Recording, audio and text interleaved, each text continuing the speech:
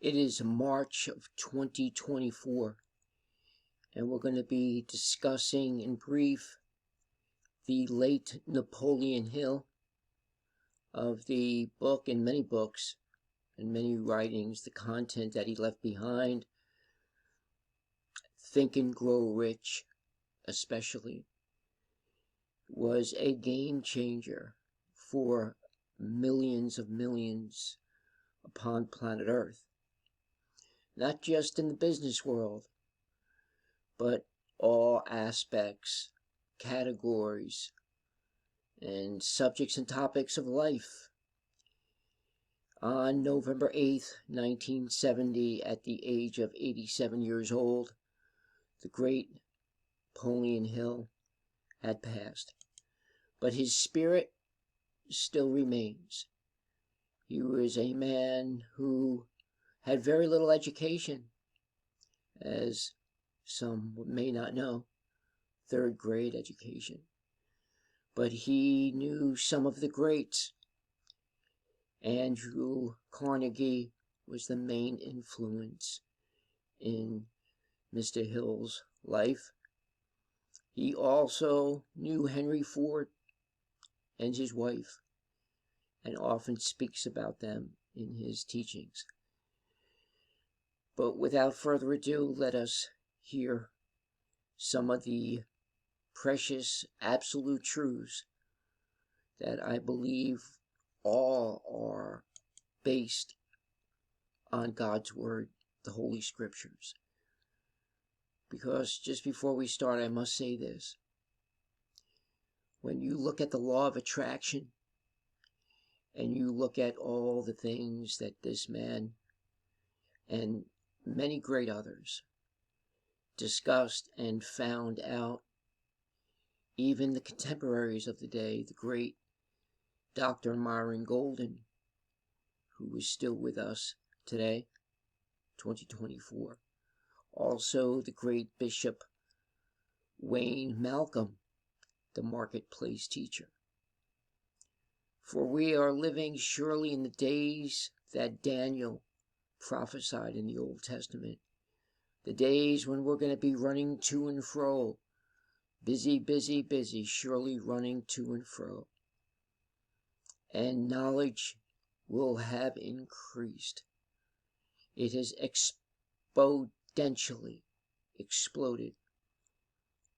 Or those of you who surf the internet, those of you who walk in libraries and look at all that we have learned. Well, the law of attraction is take a quantum leap and catapult it its way from the universe into the minds of men. And I tell you, whoever is watching this video, for I know when I am long gone, you will hear my words. God gives us the power to create wealth. And you might not have heard it from them, but you're going to hear it from me. You could be a child of the devil and use these powers. But if you have not been born again by the precious blood of our Lord and Savior, Jesus Christ, that's right, I said it. And I don't hear not one of them had said it, but I, Paul Anthony Barletta, say it. And the law of attraction and all that we attract in this life, the attraction goes to one and one only. He is the Lord of Lords. He is the King of Kings. He is the governor of all the entire universe. And his name is none other than our Lord and Savior, Jesus Christ. He said, do not be conformed to this world, but be transformed by the renewing of your mind. And by faith, the gift of faith, to believe in the foolishness of the gospel, that the God-man, Jesus Christ, walked the shores of this earth 100% 100% man and 100% God. And he came to seek and save those who were lost. He died for his people.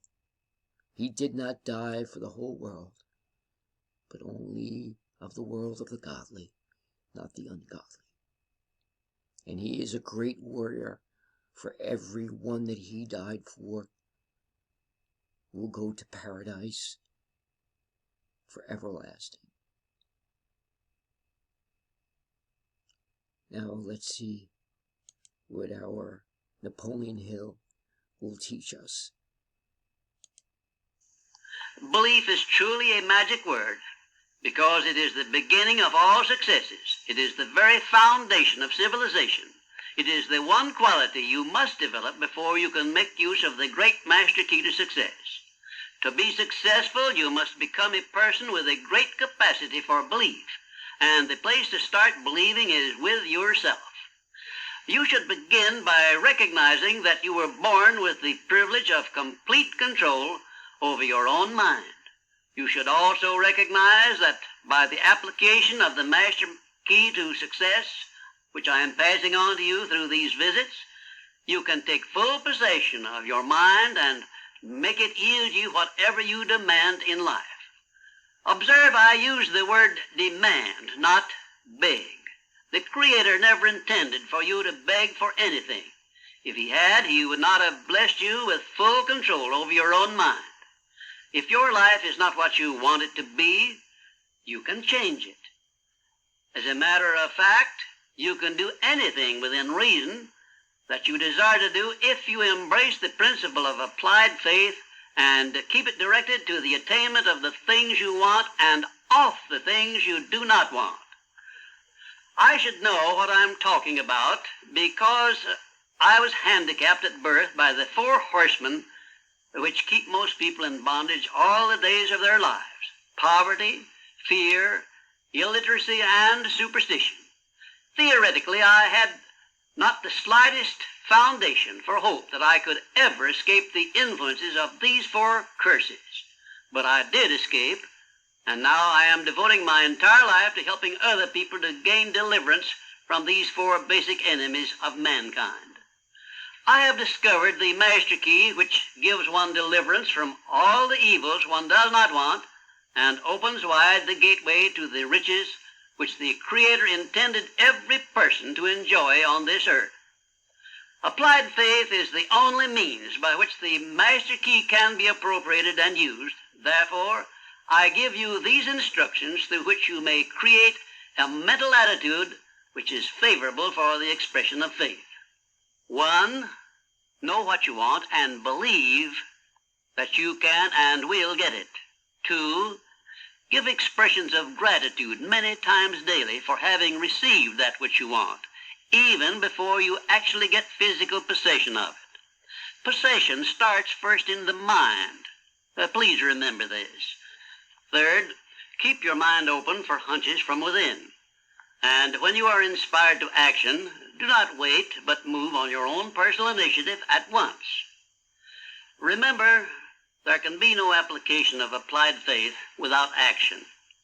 4th, when overtaken by defeat, as you may be many times, remember that man's faith is tested many times before he is crowned with final victory, and accept your defeat as nothing more than a challenge to keep on trying. And 5, a burning desire for the things or circumstances you want is the starting point of all applied faith. Be definite, believe, and act. And keep on acting if at first you meet with defeat. 6, when doubt creeps into your mind, remember that whatsoever a man believeth, that shall he also reap. Remember, faith is not something you get. Faith is something you already have. But you may be using it in reverse gear by believing in the circumstances and things you do not want, the things you fear. Remember also that faith is guidance only. It is not a power which will bring you what you want, but a power that can guide you to go after what you want and get it.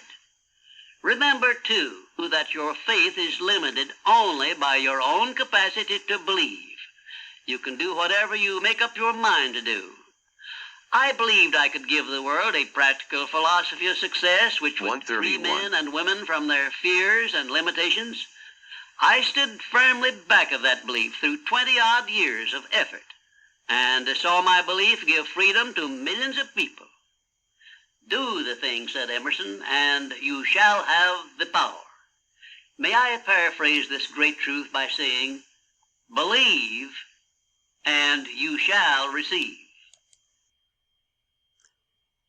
Yes, believe, and you shall receive. A little watered down, though, Mr. Hill, at the end of that speech. I'd like to refine it, if I may. There's two types of faith in this world. There's blind faith that man is born with, and there is a faith that opens one's eyes and mind. And it first shows who we are. Born in a fallen world, fallen man is. He is born with sin. Sin means that whatever God outlines and tells us in His Word, we disobey. We were born from Adam and Eve, disobedient. We were born with a love for sin, a love that hugs sin more than our children. But thank God that He sent His Son, Jesus Christ, to die on a cross for our sins. Shed His blood, He was buried, and rose on the third day in fulfillment of the Scriptures. That faith that believes what I just said is in fact a gift of God, because that same Reverend God is the one who opens eyes and closes eyes. For He truly is the potter, we are the clay. He makes vessels of honor and dishonor. He did not come, our Lord Jesus Christ, to die for everyone. He came to die for His people. Matthew chapter 1 verse 21 says. And there are two types of people. They're either, spiritually speaking, a sheep or a goat. And those who are goats will go to an eternal hellfire forever for breaking God's laws, unless they repent. I am not contradicting what I just said previously, because if you're born a goat, you cannot repent, because repentance is also a gift. You may disagree with what I just said, but I urge you to search the Scriptures and see if these things are so. Because whether you believe it or not, whether you like it or not, God, our Creator, does as He pleases, and He does not ask us whether or not we agree. So with that said, I wish you all the success, whether it be in your marriage, whether it be in your business, whatever you go after in this life. But I would like to end with the words of Albert Einstein. The imagination, I have come to my life to believe, is everything. Like the late Mr. Einstein said, the imagination is everything. It is a preview of life's coming attractions. And in your imagination, I believe everyone has a dream. Everyone has that passion, that burning desire to go out and create. Well, join the club, because we are indeed co-creators I'll say that again. We are indeed co-creators with God. And if you look at the animals of the field, who Bob Proctor so said elegantly, the animals are so much in comfort. They are at home, the beasts of the field are. But when it comes to us human beings, we much of the time seem so disoriented, alongside being disillusioned with our environment. And that's only because, being co-creators, we are the ones who create our own environment. We are the individuals individually who create that dream that God had planted in us. And if you miss your dream, you've missed it all. Go after your dream. It's for you. It was given to you. It is a preview of your life's coming attractions. And may God richly bless you and your families, for now and forever. Amen.